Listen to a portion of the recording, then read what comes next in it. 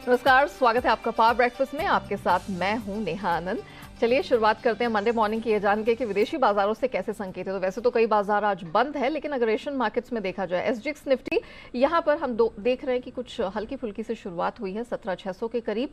निचले स्तरों से मामूली स्ट्रेंथ दिखाई दे रही है, 25-27 पॉइंट की ही स्ट्रेंथ यहाँ दिखाई दे रही है। जापानीज मार्केट निके तो आज बंद है, ब्रिटेन के बाजार भी बंद रहेंगे। लेकिन कॉस्पी स्ट्रेट टाइम्स की बात करें तो फ्लैट टू नेगेटिव ट्रेड हमने यहाँ पर बनते हुए देखा है। डाउ नैस्डैक फ्यूचर्स यहाँ पर भी कुछ ढुलमुल सी ही आप कह सकते हैं कि शुरुआत होती हुई नजर आई है।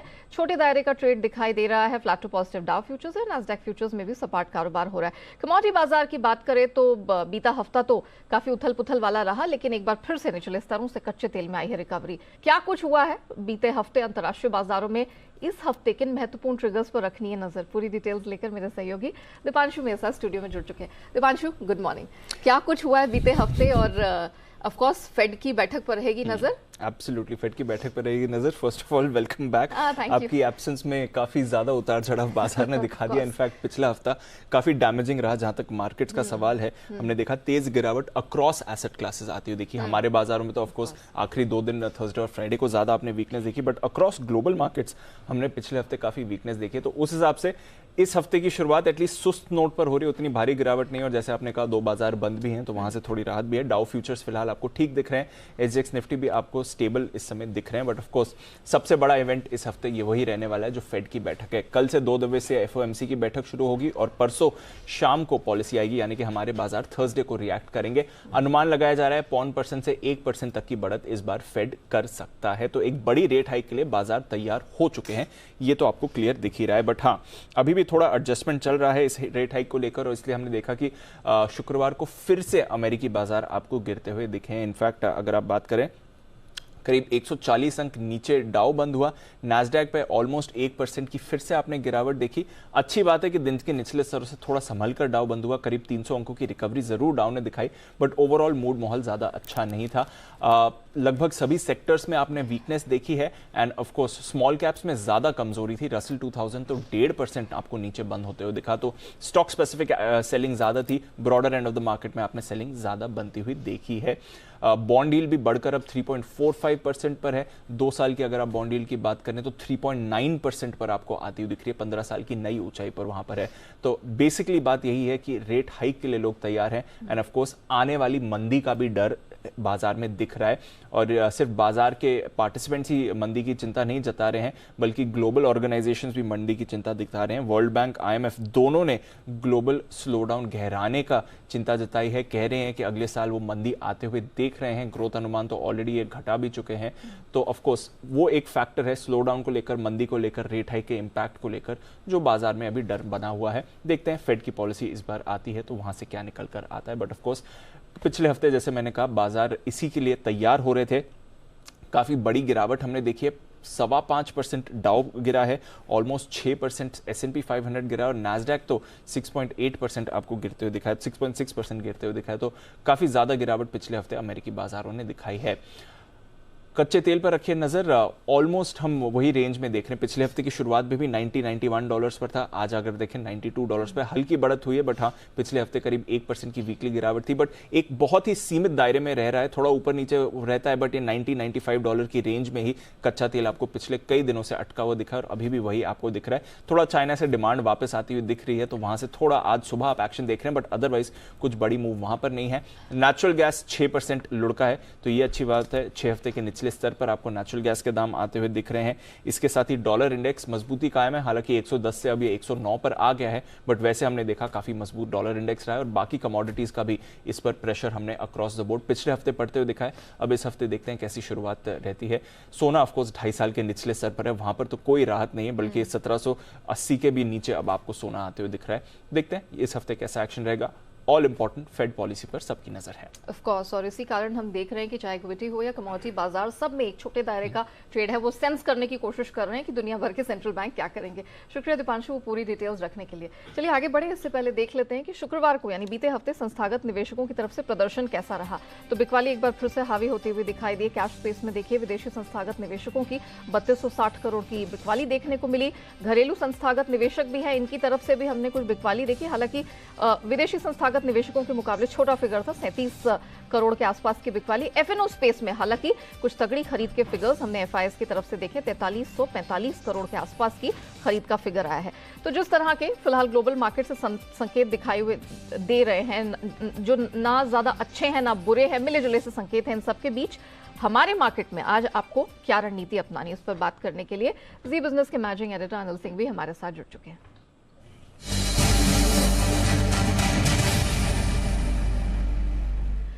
Sir good morning. International market में अधिकतर मार्केट्स बंद है, मिले जुले संकेत है, कच्चा तेल रेंज पकड़ के बैठा है, सर क्या किया जाए? रेंज बाउंड मार्केट भारतीय बाजारों में भी देखने को मिलेगा। शुक्रवार की गिरावट के बाद भारतीय बाजार सीमित दायरे में कारोबार कर सकते हैं। निचले स्तरों पर सपोर्ट भी मिलेगा, आपको हल्की फुल्की खरीदारी आती हुई दिखेगी और ऊपरी स्तरों पर आपको थोड़ी बहुत एफआईएस की बिकवाली और ग्लोबल मार्केट्स के चलते प्रॉफिट बुकिंग दिखेगी। मेरे ख्याल से भारतीय बाजार इंतजार कर रहे हैं कि एक बार फेड की मीटिंग निकल जाए, उसके बाद बुधवार गुरुवार से डायरेक्शन लेने की कोशिश करेंगे। इससे पहले आपके लिए जो संकेत हैं उनके दम पर 17,400 17,475 ये है वो रेंज जो आपके लिए सपोर्ट का काम करेगी निचले स्तरों पर, और ऊपरी स्तरों पर 17,625 से 17,700 तक जाने की कोशिश निफ्टी की हो सकती है और वहां पर आपको रुकावट आते हुए दिखेगी। बैंक निफ्टी का जहां तक सवाल है 40,425 40,575 ये तुरंत आज के लिए सपोर्ट का काम करेगा। ऊपरी स्तरों पर 41,000 के आसपास रुकावट है, एक बार पार करके अगर निकले ठीक है तो 41,150 41,275 ये वो रेंज है जहां पर आपको प्रॉफिट बुकिंग आने की पूरी संभावना है। तो इस रेंज पर और लेवल पर आपको फोकस करना चाहिए। तो अगर शुरुआत के बाद पहले कमजोरी हो सपोर्ट लेवल के आसपास पहुंचे तो वहां पर खरीदारी कीजिए और मजबूत शुरुआत होकर अगर ऊपरी तरफ बढ़े तो एक बार प्रॉफिट बुकिंग करके फिर से निचले स्तरों का इंतजार करें। यानी कि दोनों तरफ ट्रेडिंग के मौके मिलेंगे और उस लिहाज से रेंज के ऊपरी सिरे पर बेचना और निचले सिरे पर खरीदना ये आज के लिए ठीक रणनीति हो सकती है। जी point taken sir, thank you so much हमारे दर्शकों को दिशा देने के लिए। तो क्लियरली सर ने कहा है कि ऐसा नहीं है कि आपको ट्रेड का मौका नहीं मिलेगा, लोअर बैंड खरीद का संकेत है और अपर बैंड में ऑफ कोर्स आपको प्रॉफिट बुकिंग के और बिकवाली के मौके जरूर मिलेंगे। लेवल्स रिपीट कर देती हूँ, सर ने कहा है 17,400 से 475 ये एक सपोर्ट रेंज का निफ्टी में काम करेगी, 17,625 से 700 ये वो रेंज है जहां प्रॉफिट बुकिंग का भी मौका मिलेगा और फ्रेश सेल की पोजीशन भी आप खड़ी कर सकते हैं। बैंक निफ्टी सिमिलरली 40,425 और 575 यहां पर सपोर्ट है तगड़ी और अपर बैंड यानी कि रेजिस्टेंस बैंड 41,150 से 275 के बीच बनती हुई क्लियरली नजर आ रही है। आइए अब जान लेते हैं कि खबरों के दम पर किन स्टॉक्स में रहेगा एक्शन। पूरी डिटेल लेकर अरमान मेरे साथ स्टूडियो में जुड़ चुके हैं। अरमान गुड मॉर्निंग, बताइए कौन से महत्वपूर्ण ट्रिगर्स आज हैं एंड खबरों के दम पर किन सेक्टर्स में एक्शन दिखेगा? जी सबसे पहले ध्यान रखिएगा हैटसन एग्रो प्रोडक्ट पर, क्योंकि ये इक्विटी के जरिए फंड जुटाने पर बोर्ड बैठक है। एक्स डेट है कुछ स्टॉक्स में जिसमें जीएनएफसी है डिविडेंड 10 का, एमसीएक्स जहां पर डिविडेंड है 17.4 का, और अगर एलआईसी हाउसिंग फाइनेंस की बात करें तो वहां पर डिविडेंड है 8.5 का। अब खबरों पे आ जाते हैं। तो सबसे इंपॉर्टेंट पहले थी कि लॉजिस्टिक स्टॉक्स पर ध्यान रखिएगा, क्योंकि जो नेशनल लॉजिस्टिक पॉलिसी है उस पर कुछ बयान आते हुए दिखे हैं जिसमें ये चीज़ निकल कर आई है कि स्किल बढ़ाने और कॉस्ट में कमी लाने पर लगातार फोकस रहेगा और पॉलिसी से माल ढुलाई की जो लागत है वहां पर भी काफ़ी कमी आने का अनुमान है। उसी के साथ साथ अंबुजा सीमेंट पर भी ध्यान रखिएगा, क्योंकि 47.7 करोड़ जो कन्वर्टेबल वारंट्स हैं वो अडानी ग्रुप को जारी करने की बोर्ड की मंजूरी मिल चुकी है। लगभग 20,000 करोड़ का उनका मूल्य और जो इश्यू प्राइस है वो 418 के आसपास का है, जो कि अगर आप मौजूदा भाव देखेंगे वहां से लगभग 19% डिस्काउंट पर है। एसीसी पर भी ध्यान रखिएगा, क्योंकि अडानी ने कंपनी को अधिकरण जो है अडानी ने जो कंपनी का अधिकरण है वो पूरा कर दिया है। उसी के साथ साथ ONGC, Reliance, oil India, Chennai petro और एमआरपीएल पर ध्यान रखिएगा, क्योंकि सरकार ने जो विंडफॉल टैक्स है वो घटाया है। कच्चे तेल का अगर आप विंडफॉल टैक्स देखेंगे तो वो 13,000 टन से घटाकर 10,500। वहीं डीजल का एक्सपोर्ट की अगर आप बात करेंगे तो 13.5 प्रति लीटर से घटाकर 8.5। एटीएफ शिपमेंट 9 प्रति लीटर से घटाकर 5 प्रति लीटर और उसी के साथ साथ 17 सितंबर से जो है ये नई रेट है वो लागू होने वाली है। डेल्टा कॉप, इन्होंने जो मीडिया में खबर थी उस पर एक क्लैरिफिकेशन आता हुआ दिखा है कि दमन व दीव प्रशासन से कंपनी या सब्सिडी को कैसीनो से जुड़े कोई भी लाइसेंस नहीं मिला है। ग्रेन्यूल्स इंडिया पर ध्यान रखिएगा, 400 रुपये प्रति शेयर पर बायबैक को मंजूरी मिली है, जो कि अगर मौजूदा भाव अगर आप देखेंगे तो वो 315 का है और वो रूट कौन सा है वो है टेंडर रूट। एयरलाइन स्टॉक पर भी ध्यान रखिएगा क्योंकि घरेलू एयर पैसेंजर्स का जो ट्रैफिक का डेटा है बढ़िया आता हुआ दिखा है, 51% बढ़कर आता हुआ दिखा है।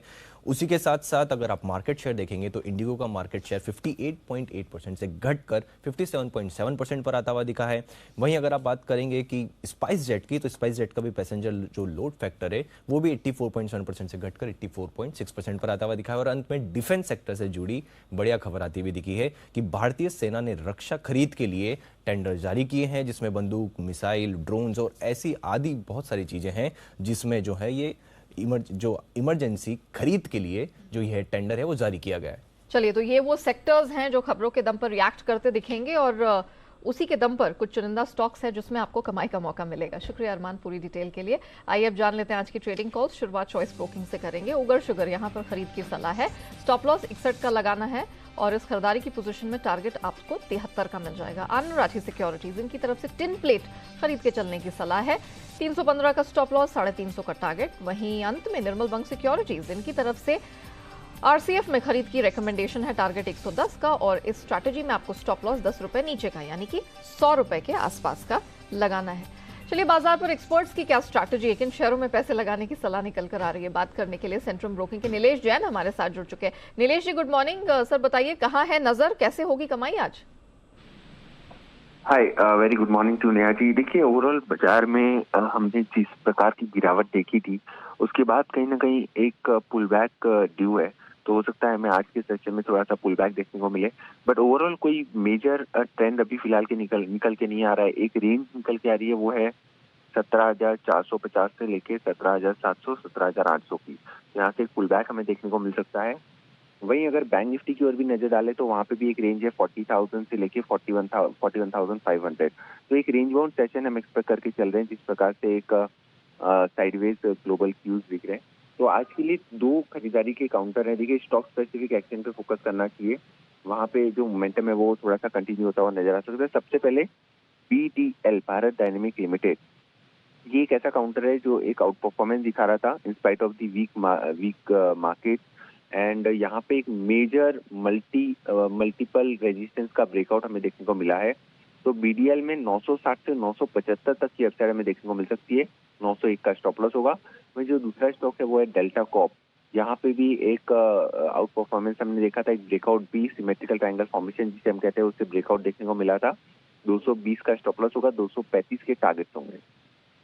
चलिए नीलेश जी, बहुत शुक्रिया आपका हमारे साथ जुड़ने के लिए, बताने के लिए कि ब्रॉडर मार्केट्स में किस तरह के रेंज बाउंड ट्रेड के लिए हमें तैयार रहना चाहिए। ऑफ कोर्स BDL और डेल्टा कॉप, ये दो बेहतरीन पिक्स आज हमारे दर्शकों के साथ बांटने के लिए। मोती बाजार की रणनीति समझते हैं और मोतीलाल ओसवाल कमोडिटीज के अमित सजेजा जुड़ चुके हैं हमारे साथ। Amit, good morning. सोने चांदी में क्या किया जाए, दायरे का ट्रेड दबाव फिर से बढ़ता हुआ?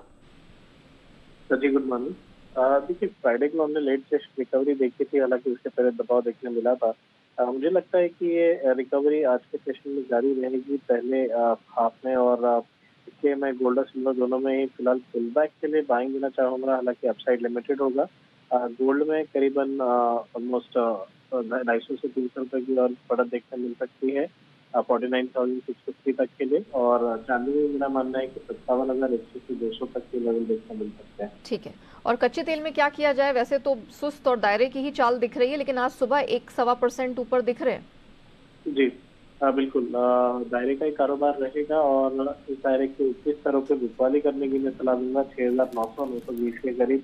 और मेरा मानना है कि डाउनसाइड में फिर से हमें 6,700 से 6,650 तक के स्तर देखने मिल सकते हैं। ओके, तो सोने चांदी में खरीद और कच्चे तेल में बिकवाली की रेकमेंडेशन अमित सजेजा की तरफ से। Amit, thank you so much हमारे साथ जुड़ने के लिए, बताने के लिए कि नॉन एग्री स्पेस में कहाँ है कमाई के मौके। आइए बात करते हैं FIR यानी FII इन्वेस्टमेंट रिपोर्ट्स की।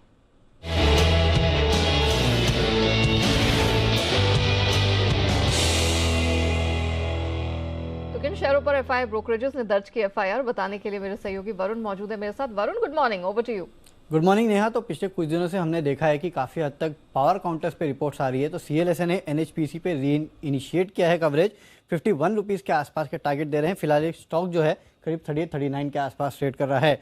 एक्सिस बैंक पे यहाँ CLSA ने अपनी खरीदारी की सलाह जो है वो बरकरार रखी है। प्राइस टारगेट 975 से बढ़ा के 1050 का कर दिया है। और आखिरी में बजाज फाइनेंस पे जेफरीज की रिपोर्ट है, होल्ड की रेटिंग बरकरार रख रहे हैं, लेकिन इन्होंने अपना लक्ष्य बढ़ाया है 7,300 से बढ़ा के अब करीब 8,000 के आसपास का लक्ष्य जो है वो बजाज फाइनेंस पे दिया जा रहा है। तो ये 3 इंपॉर्टेंट ब्रोकरेज रिपोर्ट्स है जो मैं आपके लिए लेके आया हूँ। चलिए वरुण, बहुत शुक्रिया आपका वो पूरी डिटेल रखने के लिए। इसी के साथ पावर ब्रेकफास्ट को हम यहीं रैप अप करते हैं, लेकिन आप बने रहिएगा जी बिजनेस के साथ। ब्रेक के बाद लेकर आएंगे ट्रेडर्स डायरी, जहां आपको मिलेंगे आज के लिए 20 दमदार ट्रेडिंग आइडियाज।